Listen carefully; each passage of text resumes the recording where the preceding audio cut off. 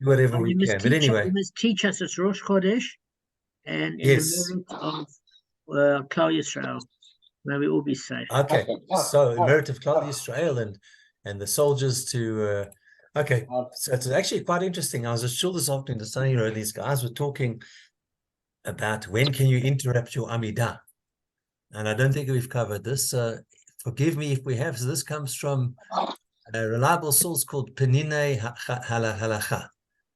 So it says here, I'll just go through some. It says here, when a person stands before Hashem, he is prohibited in prayer before Hashem. He is prohibited from talking about other matters in the middle of praying, and it's even forbidden to interrupt by walking or hinting. This is learned from the Bava Kamma principle. If we stand before a human king in dread and are careful not to interrupt with other matters, all the more so, Bava Kamma, when we stand before the King of Kings. So let me just find. Okay, so but it says there are exceptions, however. If a non-poisonous snake is wrapped around someone's leg, he may not interrupt his prayer. However, if a scorpion or a poisonous snake endangers him, he must call for help. And obviously, life takes precedence over prayer. But if we're not exactly experts on the species of snakes, on the types of snakes. I mean, I wouldn't. I would stop my prayer. I wouldn't. I know we're not ornithologists. I don't know. Maybe Gavin is an ornithologist and he's a snake expert, and he would be able to tell. Even if I was, I wouldn't take a chance in case I might. Exactly. No, exactly. 100%. So I wouldn't. I think I thought ornithologists deal with birds. So yeah, and it's so that's let's continue on this. Actually, some interesting stuff here, but I don't want to take too much time because we started a little bit later. So that's just keep that in mind. I mean, but I'm sure if it's an insect or something that's trying to irritate you and you don't know what it is, it could be poisonous, it could be toxic. So unless you see it's a mosquito, you could continue davening. But I'm sure we don't know what the like a spider, even small ones can cause bites that are painful and maybe toxic. So how do we know what spiders are harmless or harmful? Yeah, you know, it's 100% right. Your principle is 100%. By the way, if you herpetology is the study of toads, salamanders, newts, reptiles, etc. And ornithologists study birds, just so you know. Oh, sorry, apology. Okay. No, it doesn't matter. The principle's Thank you. Thanks for correcting. You're right. No, the only reason I'm correcting you is it's actually relevant to the message. It's just that if you have to say it in a public forum, I want people to know how intelligent you really are without making a mistake, because you're very intelligent. All right, let's get started. All I can say is that that term, Damon, that term flew over me. Thank you. Flew over you. Listen, guys, this is actually quite important. There is actually another example. Sorry, I just want to add because it's quite an important one.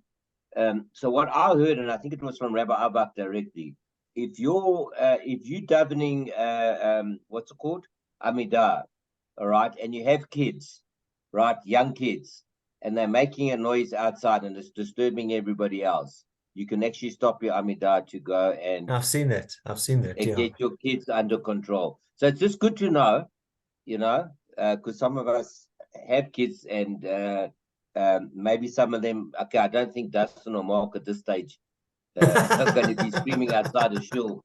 But you never know. I could end up getting remarried. You never know, and I could end up going through this again. And Bizrat Hashem, Kevin, yourself and Damon go through this. So it's just good to know that when your 2-year-old, when the whole shul wants to strangle your 2-year-old, that you go strangle him first before anybody else touches him. All right, listen, Kevin, it's actually a good message. It's true. It's true. Another thing I read on the group about the Amidah, if the siren goes, okay, you go immediately, you stop the Amidah, you go to your shelter, and you come back, you start the Amidah again. Wherever you were, you start again. Or continue where you left off. No, you have to start again. Because it's too much of an interruption. because there's too long. So where we were, so let's say you're 2 minutes from the end, and the alarm goes. You go and you got to go right to the beginning and start over. Yeah, there's a headset.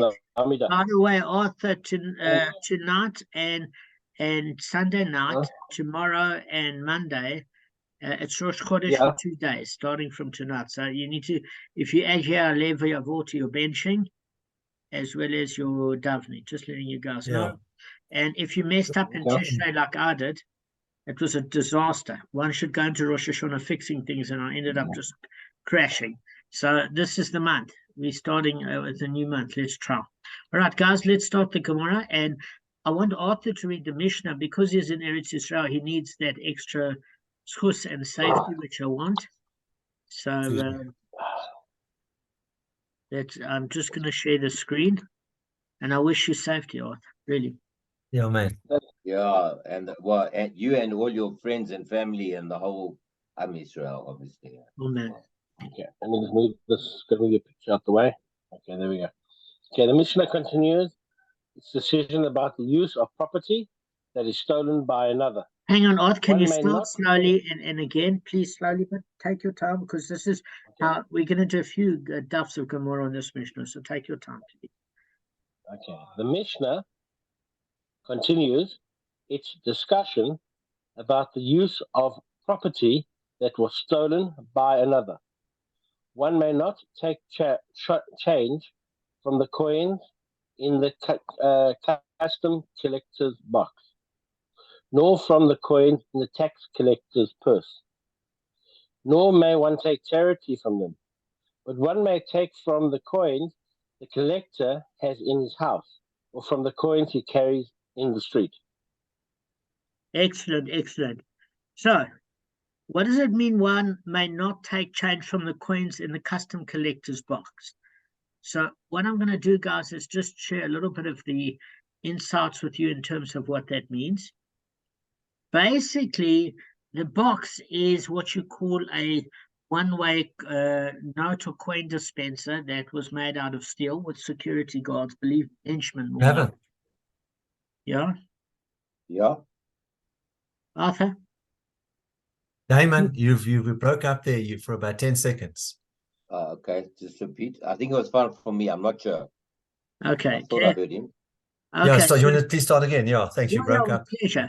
So when the Mishnah continues its discussion about the use of property that was stolen by another person, this was the theme that was carrying on in the 111th daf, the 112th, and we obviously diverted a little bit about how to issue warrants of seizure, etc., and if somebody was in town or not.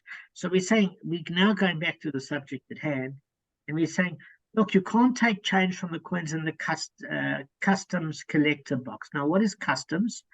So in that particular case, it can refer to a few. Customs is if you're going from one port to another, from one country to another. There are taxes that have to be paid. And it's also about giving taxes on behalf of the king or the ruler of the land at that particular time. So basically, the box in which the collector of duties would deposit his takings. So, for example, if someone wants to change coins of a large denomination for coins of a smaller denomination, you may not take the small coins in the box for this purpose, even with the collector's permission. So there would be two ways that you would use this as an exchange. Firstly, guys, if you have a 200 Rand note and you want to get 450s, you cannot use the tax collections or the custom collections. Now, we're going to see why. Now, this is in two cases. The first case that this applies is when you have to pay your taxes from the 200 Rand, but you actually only have to pay 100 Rand. So you can't even pay your 100 and get 100 change. So we're going to ask why. And you can't use this as an exchange scenario where you're getting 450 Rand notes for the 200 Rand note. Okay, this is absolutely forbidden. So why are the coins prohibited for use, since they seem legitimate? Because according to Rashi, they were stolen. That's the only reason why it's prohibited. So we're going to discuss in the Gemara how do we know and what the case is and what makes it unlawful. Because if the people who gave the money to the collector in the first place were, let's put it this way, in many countries, you've got to think of this like a medieval proposition. What do I mean? Today, in a normal country, we don't mean in the arse end of Africa when it's a lawless country run by Kabb. We don't mean in the Gaza where it's run by terrorists, but in any normal first world country like Britain or America, not woke America. Try and imagine 10 years ago when men and women knew who they were. If you can remember back that long. You know, I mean, it's a very strong point there. So back in the day where it was run, whether it was run by Democrats or Republicans, you must remember that it's gone extreme now in terms of left leanings. But in those days, it was shocking, but not devastating. Do you get what I'm saying? The left never did a good job. But aside from which, any democratic country, whether it was Republicans or the Democrats or the Tory party or the Labour Party, there was a system of transparency and a system of due governance where you had many people deciding the law in a democracy. One of the problems with a democracy is that certain things are not accepted. I'm not meaning to deviate. One of the things that are not accepted is if in Israel a religious party has a majority vote, the secularists are saying that the voting was rigged. So that's the problem with democracy. If they don't like the Democrats, what's been said, they say the voting was rigged.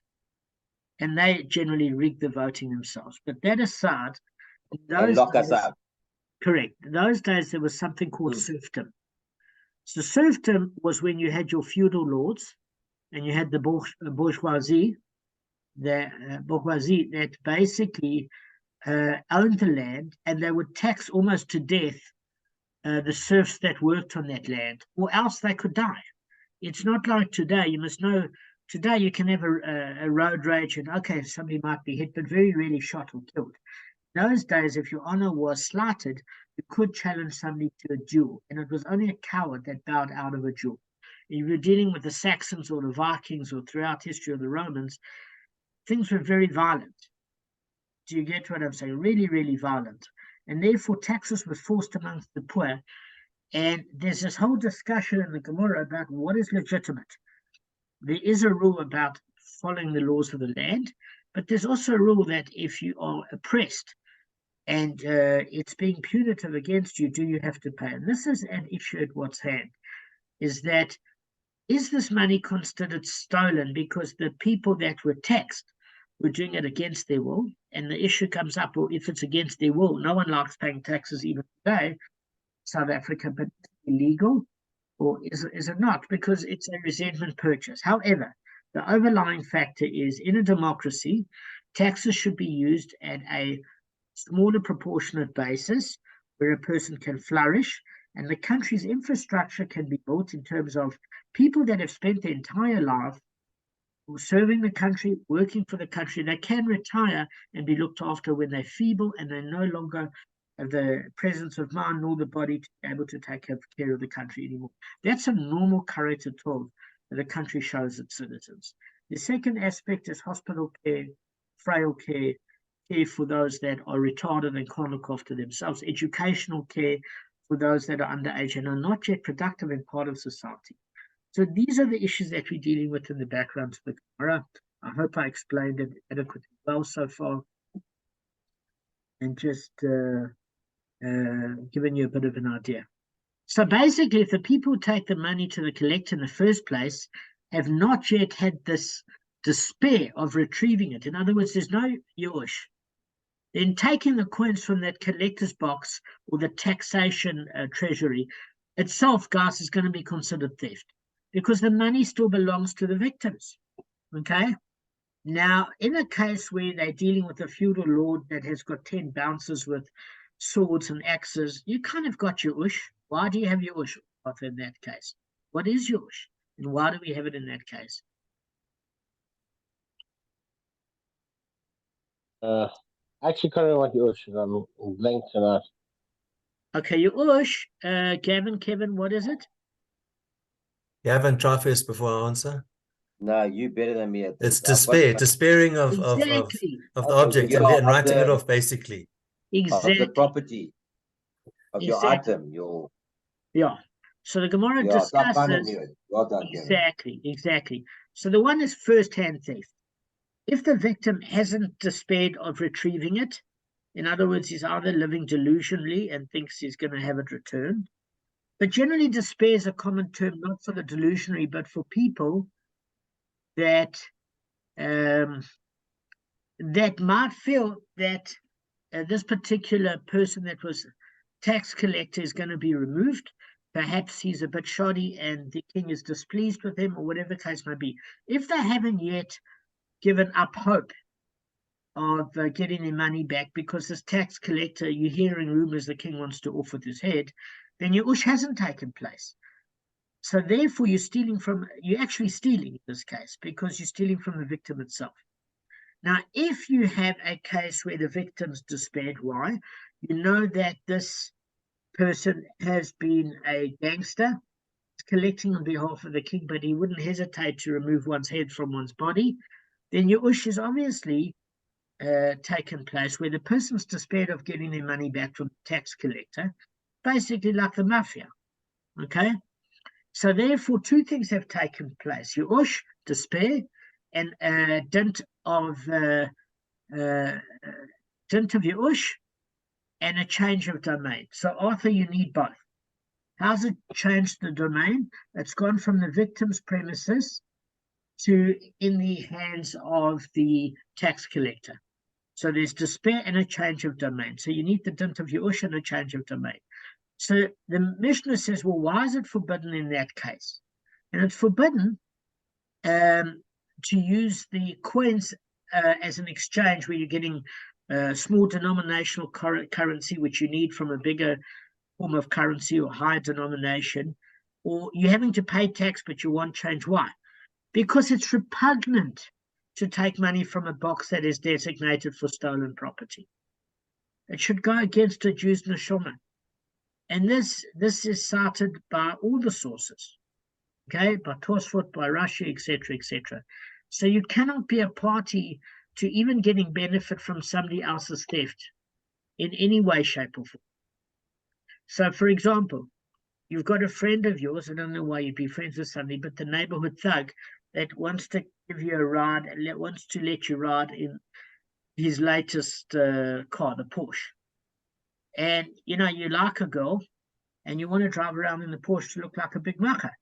But that Porsche, even if it wasn't stolen, guys, it comes from blood money. This guy doesn't earn his living as a tzaddik, believe me. So therefore, you stay away from a guy like that, and you don't get any vicarious joy out of something that has caused misery to others.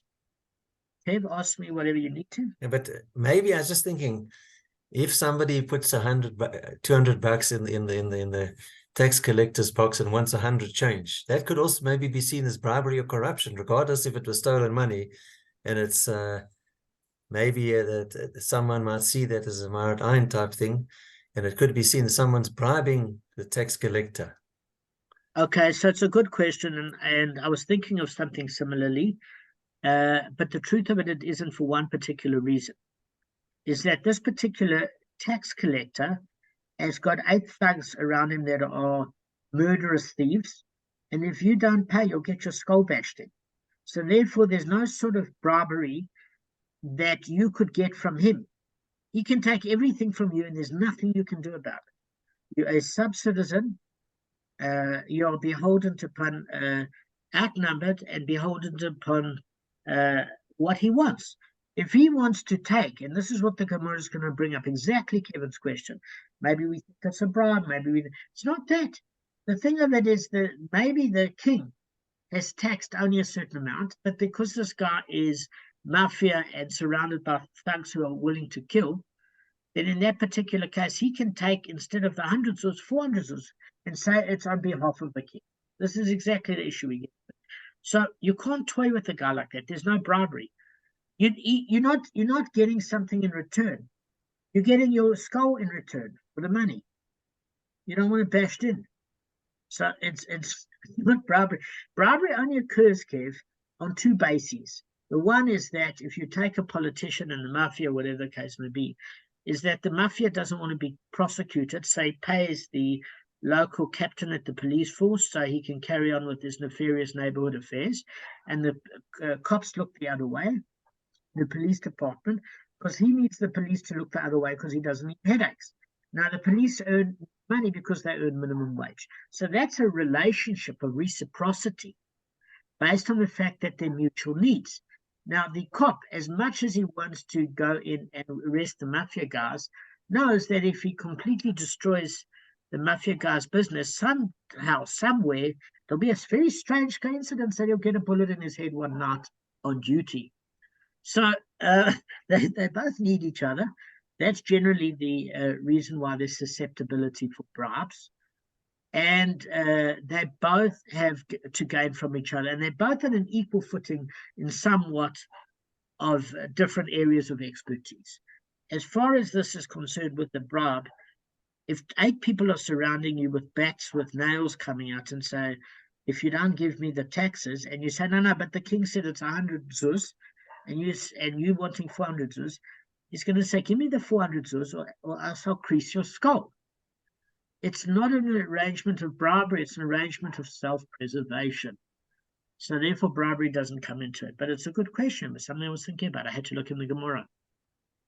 Okay, I hope I've answered that question reasonably well. I think now, for 400 shekels, I'd have to think twice about which 400 zuz.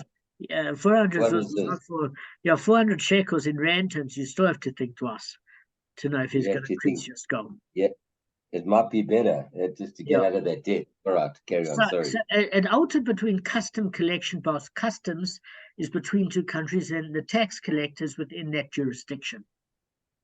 Okay?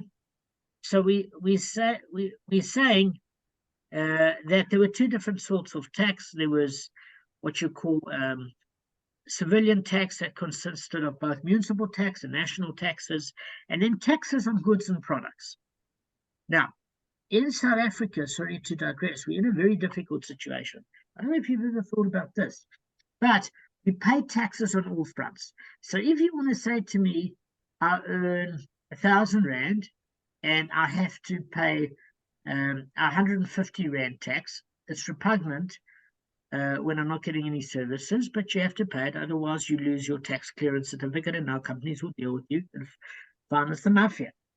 But we're not only paying tax on what we earn, we're paying tax on what we spend, because they're taxes on goods, on services, on everything from freelance services that they're now taxing in South Africa as if they were permanent employees, up to 38% of PAYE, even if they outsource service providers, and 50% on all goods, paying on petroleum, you're paying on logistics, you're paying taxes on what they deem luxury foods, etc. You are paying, apart from the VAT on, as I said, with the petroleum. In fact, I don't know why they never scrapped e-tolls, because all they had to do is put up the petrol price without all these headaches of trying to collect e-toll. But that's the children of Kabb. The brains aren't there. So well, I'm saying the issue. And also, it's a lot fairer because it's based on usage. If you got an SUV versus somebody's got a 1 liter car, the 1 liter car pays far less because it uses less petrol. So it makes more sense. It does make more sense. It is.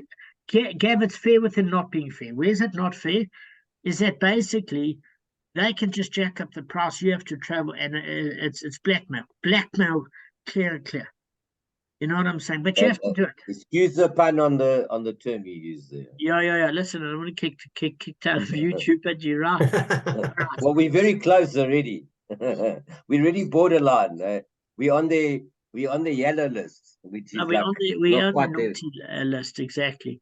So we're on the naughty list. Yeah. It says, apart from the tax collectors and the customs officials, collection, treasury, you can't take charity from them. One may not take charity from them. So what is it saying in this particular Mishnah?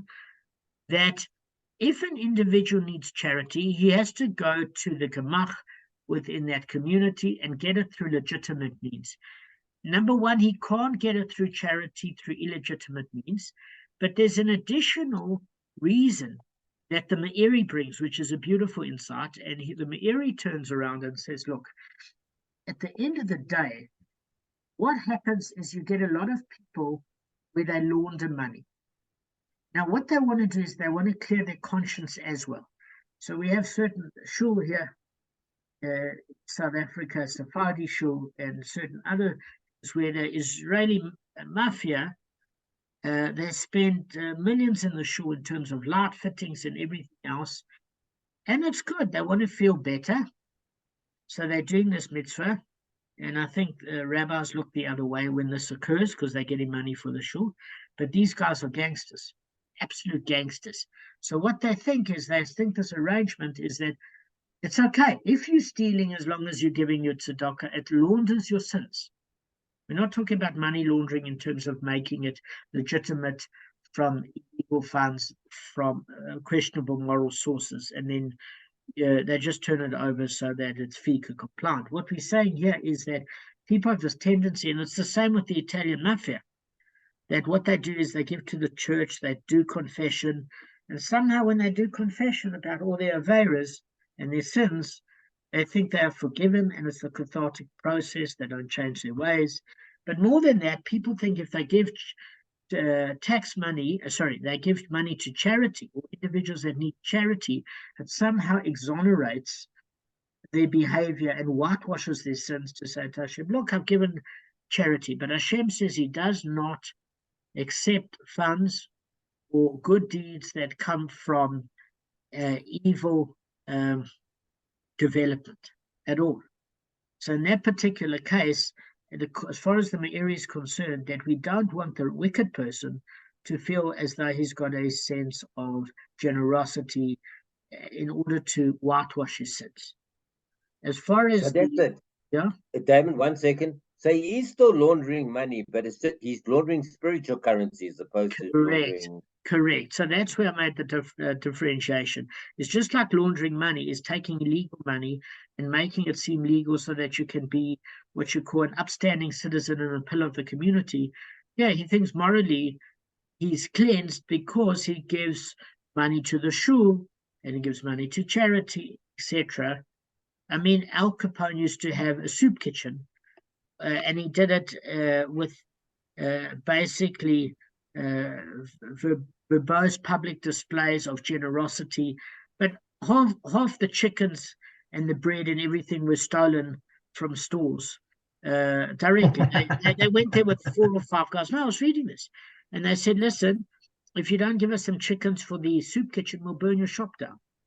Yes. So, I mean, he came across and all the poor people thought, what a tzaddik, what a righteous guy, or whatever. But most of the stuff, he shook them down for next to nothing.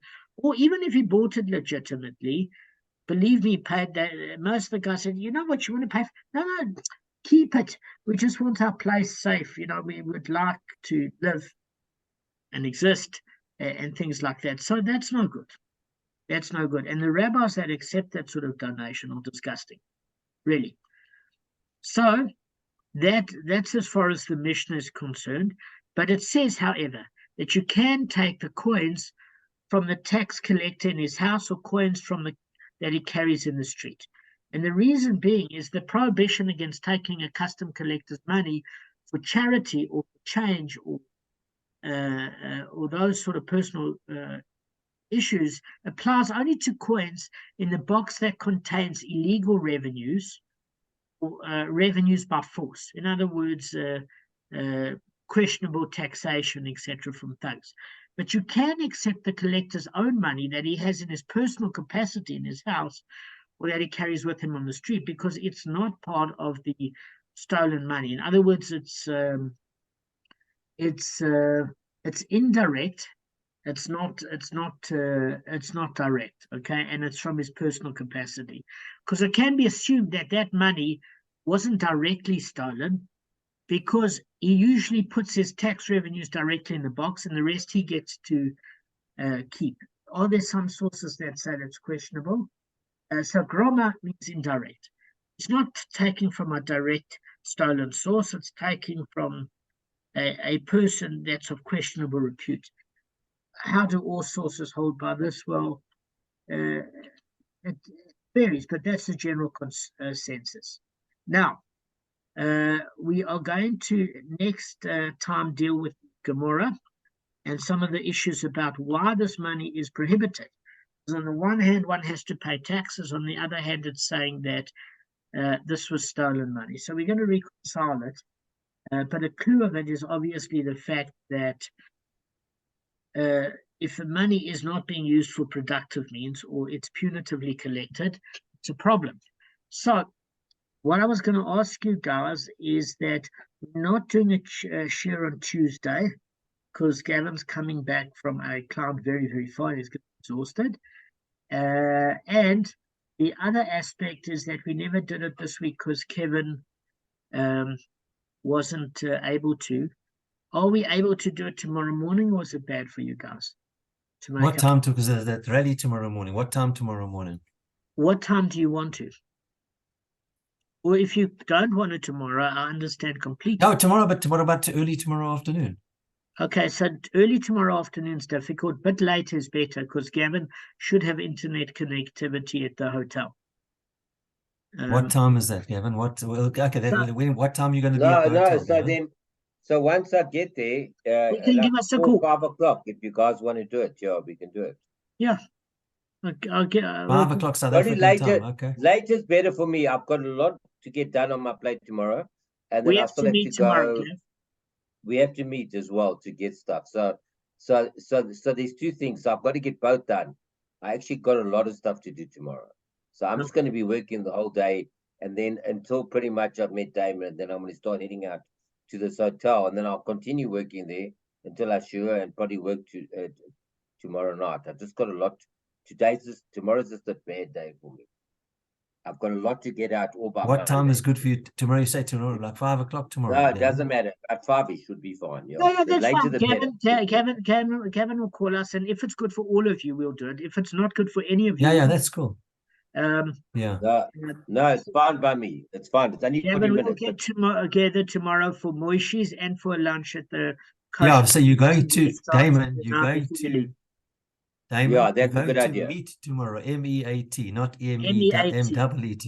Gavin, exactly. Meet M-E-A-T, and you're meeting M-E-A-T-I-N-G tomorrow. Yes, and it's absolutely our meeting's 100% Mahadran.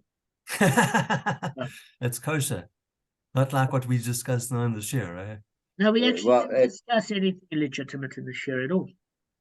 Yeah, that's right. But your meeting tomorrow will be kosher. Will be Mahadran. Yes, and it's going to be Parav as well. Parav, text, Tarif, and halal. Yeah, and Badats. How's that? What's Badats? Yeah, when I was like very high level. You can't believe when I was invited for gun, they only sell Badats. Yeah. All right, guys. Arthur, come on the camera for 2 minutes before we cut off. No, you don't. So we're not having a show Monday night, and maybe Tuesday we're going to have one. It depends. Monday night. What time Gavin gets back? It depends how it feels after the end of the Monday. It's going to be but Monday night. Remember, Monday I've got that. I have the. I'm only I have something between 6 and 7 South African time. So, okay, so Kevin, let's see how you feel at 7 p.m. You might be fine. You might be bad. And then we'll play by you. Okay. All right. Yeah, I'm training like 27 people, so could be taxing it, but might not be. I have done about 20. Where is this, Gavin? What, you're going to Thunderbell Park or something? Yeah, Thunderbell Park. Yeah.